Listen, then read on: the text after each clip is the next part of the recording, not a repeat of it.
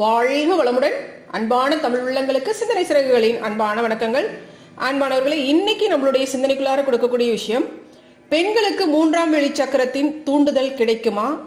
நெற்றியில் இடும் திலகத்திற்கும் ஆத்மசக்தி மையத்திற்கும் தொடர்பு உண்டா? எந்த திலகம் மூன்றாம் வெளி தூண்டுதல் பெற உகந்தது?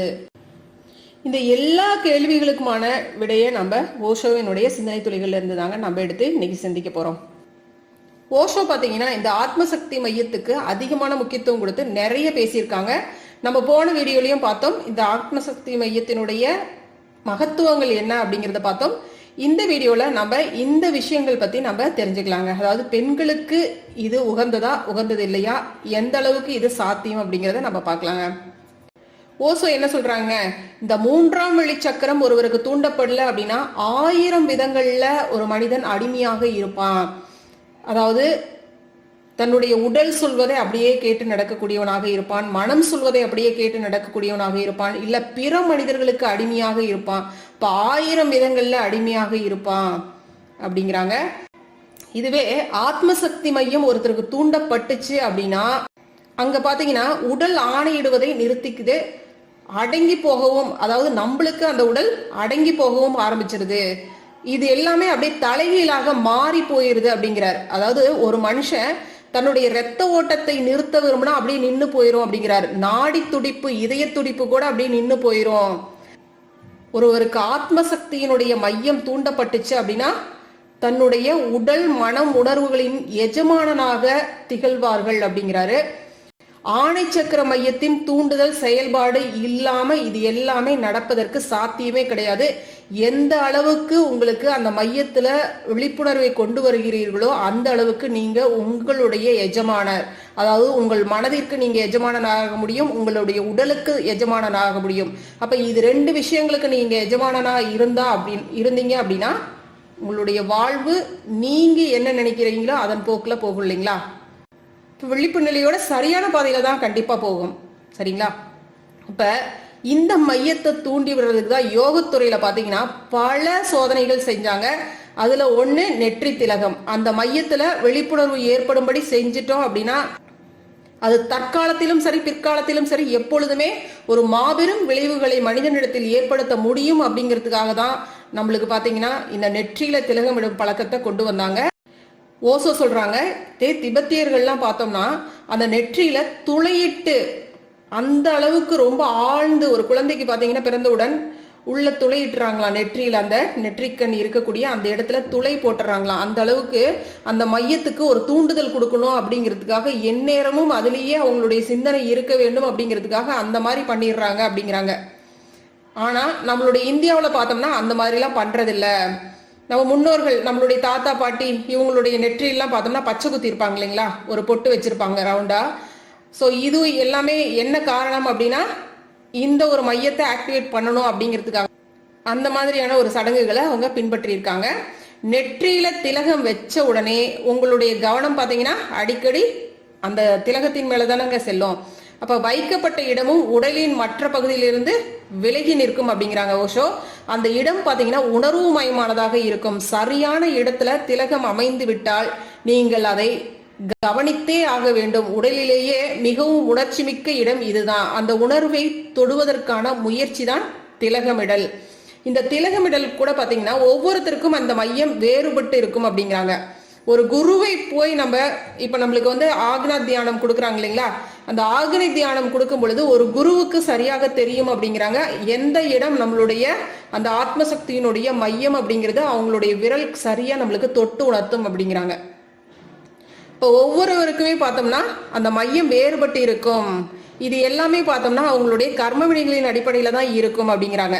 அதாவது முன்னாடி பிறவியில நம்ம நல்லதே செஞ்சு நல்லதே பண்ணி வாழ்ந்துட்டு இந்த பிறவியில அடுத்த கட்டத்துக்கு போயிருக்கோம் அப்படின்னா அதனுடைய திலகத்தினுடைய அமைப்பு வேறுபட்டு இருக்கும், மேல் நோக்கி போயிட்டே இருக்கும் அப்படிங்கிறாங்க. அதுதான் விஷயம். இப்ப இந்த இடத்தை கண்டுகொள்ள வழிமுறைகள் இருக்கு அப்படிங்கிறாரு. நூற்றுக்கணக்கான சோதனைகளுக்கு பிறகுதான் இந்த சந்தன குழம்பு அப்படிங்கிற ஒரு விஷயம் தேர்ந்தெடுக்கப்பட்டுச்சு அப்படிங்கிறாங்க ஓஷோ. உணர்ச்சி மையமான அந்த இடத்திற்கும் சந்தன குழம்பிற்கும் ஒரு ஒத்ததிர்வு இருக்கு அப்படிங்கிறாங்க. நமக்கு சொன்னோம் இல்லைங்களா ஒரு கொஸ்டின், எந்த திலகம் மூன்றாம் வெளி சக்கரத்தின் தூண்டுதல் பெறுவதற்கு உகந்த திலகம் அப்படின்னு பார்த்தோம்னா சந்தனம் தான் உகந்தது அப்படிங்கிறாருங்க. பல்வேறு சோதனைகள் செஞ்சதுக்கு அப்புறம் தான் இந்த சந்தன குழம்பு அப்படிங்கிறது தேர்ந்தெடுக்கப்பட்டுச்சு அப்படிங்கிறாங்க. உணர்ச்சி மயமான அந்த இடத்திற்கும் சந்தன குழம்பிற்கும் ஒரு ஒத்த அதிர்வு இருக்கிறது.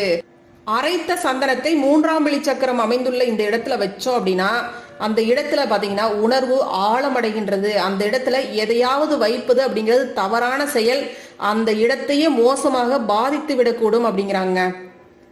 இந்த ஆத்மசக்தி மையம் ஒருவருக்கு தூண்டுதல் பெற வேண்டும் அப்படிங்கிற ஒரு விழிப்புணர்வு ஒருத்தருக்கு இருந்துச்சு அப்படின்னா அந்த இடத்துல நம்ம வைக்கக்கூடிய அந்த திலகம் எந்த திலகமாக இருந்தா நல்லது அப்படிங்கிறாருங்க ஓஷோ. சந்தன குழம்பு இது கூட என்ன சொல்றாருங்க, பல்வேறு ஆராய்ச்சிகள் பண்ணி பார்த்ததுக்கு அப்புறம் இதுதான் உகந்ததா இருக்கு அப்படிங்கிறாங்க.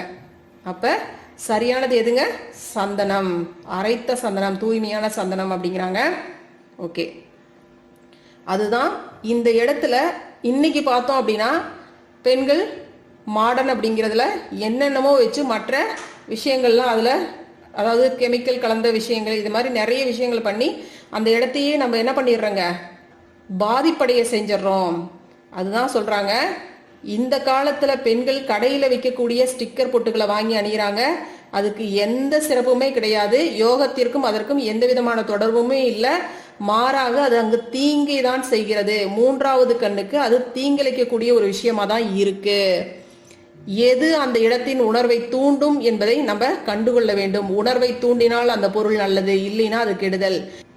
இந்த உலகத்துல பார்த்தோம் அப்படின்னா அற்ப பொருள்கள் கூட ஒரு மிகப்பெரிய மாற்றத்தை ஏற்படுத்தி விடக்கூடுங்க. ஒவ்வொரு பொருளுக்குமே அதற்கான பாதிக்கக்கூடிய ஒரு சக்தி அப்படிங்கிறது இருக்குங்க. இதை மனசுல வச்சுக்கிட்டு பயனுள்ள சில சிறப்பு பொருள்களை நம்ம கண்டுக்கணும். ஆணைச்சக்கர மையத்தினுடைய உணர்வுகள் தூண்டப்பட்டுச்சு அப்படின்னா உங்களுக்கு ஒரு ஒத்திசைவும் கௌரவமும் கூடும் அப்படிங்கிறாருங்க ஓஷோ. உங்களுடைய வாழ்க்கையில கௌரவம் கூடும் அப்படிங்கிறாங்க. நீங்கள் மேலும் முழுமையான ஒருமைப்பாட்டை அடைவீங்க. உங்களுக்கு எதுவுமே பிளவுபட்டு இருக்காது, பிரிந்து நிற்காது, விலகி நிற்காது. எல்லாமே ஒன்றிணைந்து நீங்கள் பூரணத்துவமாக காட்சி அளிப்பீங்க. உங்களுக்கு அந்த பூரணத்துவம் கிட்டும் அப்படிங்கிறாங்க வாழ்க்கையில. நெட்டியில வைக்கப்படக்கூடிய அந்த வட்ட பொட்டுக்கும் நீளமாக வைக்கப்படக்கூடிய அந்த திலகத்திற்கும் வேறுபாடு இருக்கு அப்படிங்கிறாருங்க. வட்ட பொட்டு அப்படிங்கிறது பெண்களுக்கானது. பெண்களுக்கு 3ஆம் விழி மையம் மிகவும் பலவீனமாக இருக்கும் அப்படிங்கிறாருங்க. காரணம், அவளது முழு ஆளுமையும் சரணாகதி அடைவதற்காகவே படைக்கப்பட்டிருப்பதுதான் இதுக்கு காரணம். அவளது அழகே பார்த்தோம்னா சரணாகதியில தான் இருக்கு அப்படிங்கிறார். ஆணை சக்கர மையம் ஆற்றல் பெற்றுச்சு அப்படின்னா சரணாகதி அப்படிங்கிறது சாத்தியம் இல்லாத ஒரு விஷயம் ஆயிரும். அப்ப பலவீனமான மையம் தான் பெண்கள்கிட்ட இருக்கு. ஆண்களோடு ஒப்பிடும்போது பெண்களினுடைய மையம் பலவீனமானதாக இருக்கு. அதனாலதான் பார்த்தோம்னா பெண் ஏதோ ஒரு விதத்துல இன்னொருவருடைய உதவியை சார்ந்தே இருக்கிறாள். பெண் துணிச்சலுடன் தனித்து நிற்பது சாதாரணமாக காணப்படுறது கிடையாது.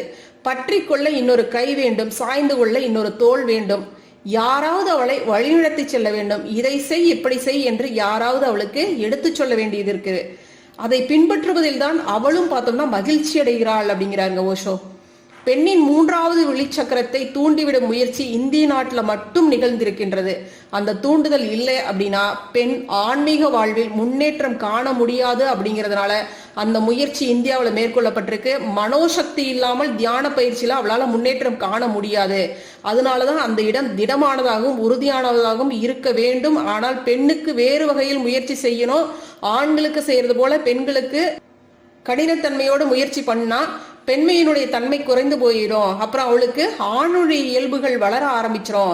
அதனால வட்டப்பொட்டு பெண்ணின் கணவனோடு மாறாத உறுதி தொடர்பு கொண்டிருக்கிறதா இருந்துச்சு. இந்த தொடர்பு தேவை இல்லை அப்படின்னா அவளுடைய சுதந்திரம் கூடி போயிடும் அப்படிங்கிறாங்க. அதாவது ஆணினுடைய திலகம் எப்படி இருக்கணுங்க, நேரா இருக்கும். பெண்ணினுடைய திலகம் வட்டமா இருக்கும்.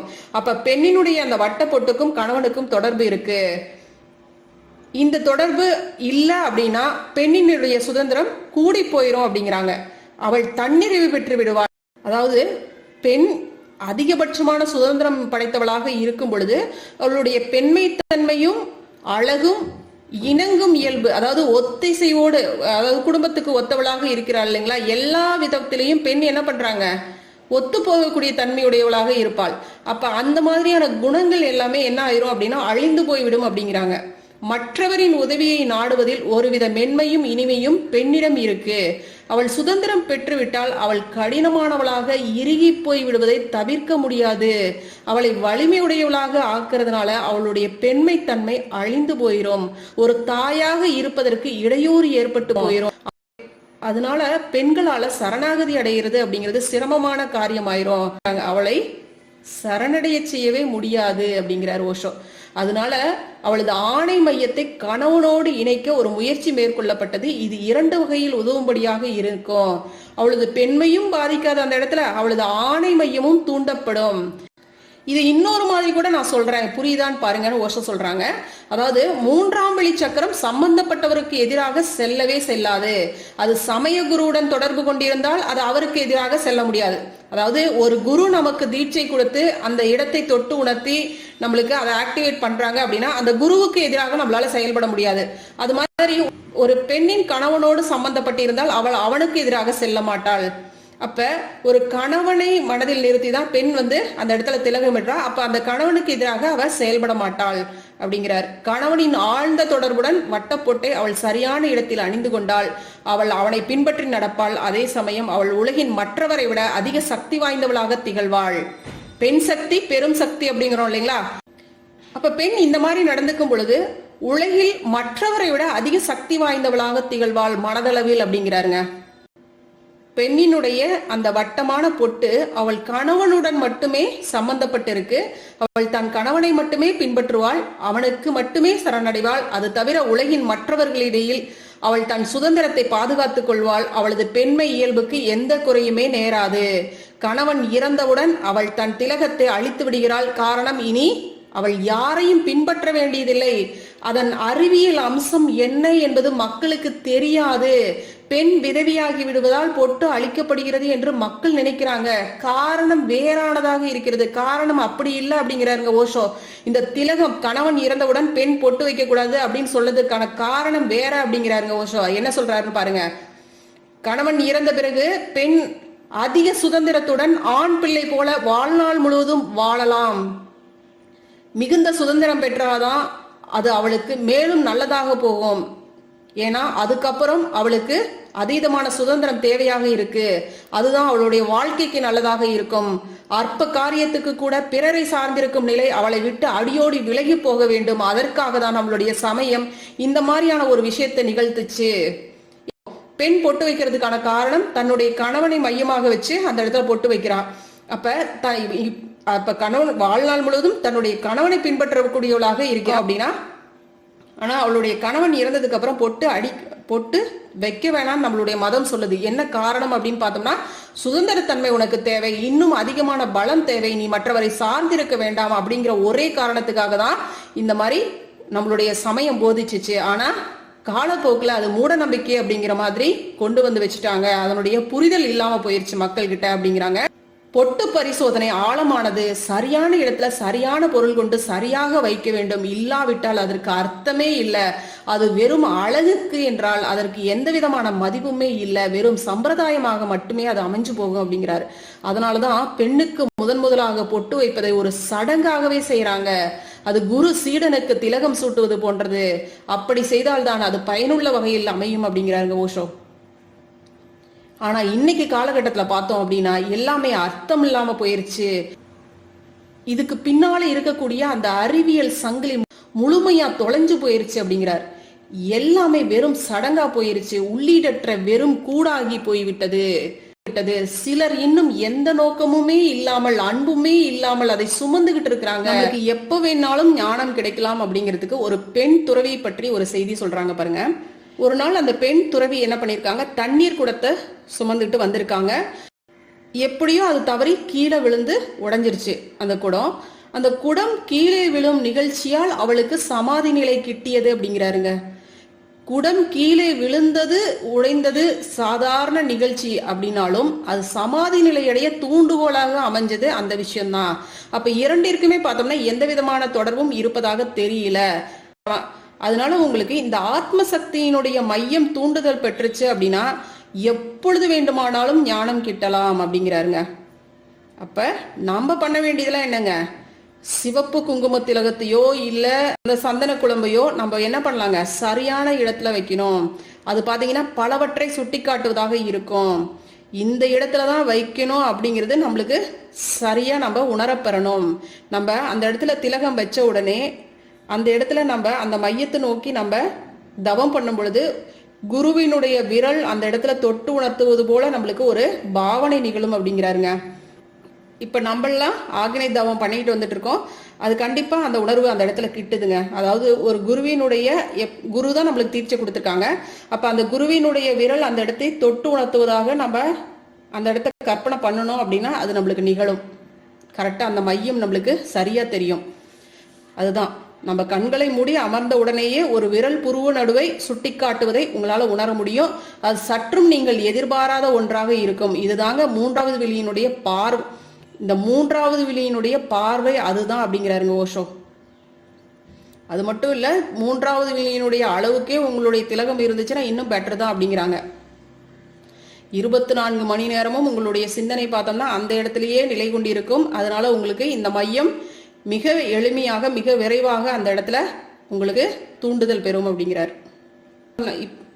நம்ம இந்த தியானத்தை மேற்கொண்டுகிட்டு வரக்கூடிய அந்த காலகட்டத்திலேயே பார்த்தோம் அப்படின்னாவே நம்மளுடைய வாழ்க்கையில பாத்தீங்கன்னா படிப்படியான முன்னேற்றங்கள் வந்துகிட்டே தாங்க இருக்கும்.